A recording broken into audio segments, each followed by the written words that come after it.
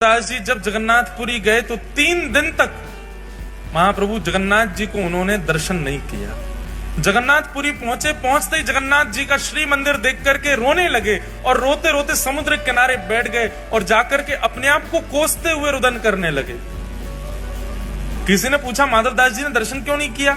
बोले माधव दास जी अपने मन में विचार करने में 21 वर्ष का हो गया, अपने 21 वर्ष मैंने विषय भोग में व्यतीत कर दिए, जगन्नाथ जी की शरण में पहले क्यों नहीं आया?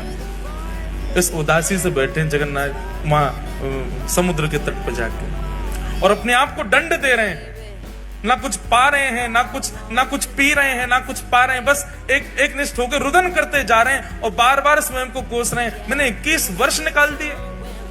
अरे तो भाई किसी ने कहा माधव दास जी को प्रसन्न हो, अब तो आ गए शरण में। बोले अब जीवन का कोई पता है क्या? मेरे जीवन के केवल इतने ही दिन हो, 21 वर्ष 6 दिन की मेरी आयु हो, तो इसका मतलब अब शेष 3 ही दिन रह पाऊंगा मैं ठाकुर जी की शरण में। 21 वर्ष तो मैंने विषय भोग में निकाल दिए। इस बात से परेशान होकर रोने लगे। अच्छा, माधव दास जी ने कोई 3 दिन का नियम नहीं लिया था। माधव दास जी तो मृत्यु पर्यंत अनशन पर बैठ गए समुद्र के तट पर जाके कि मैंने अपना जीवन व्यर्थ कर दिया, ठाकुर जी की शरण में पहले नहीं आया।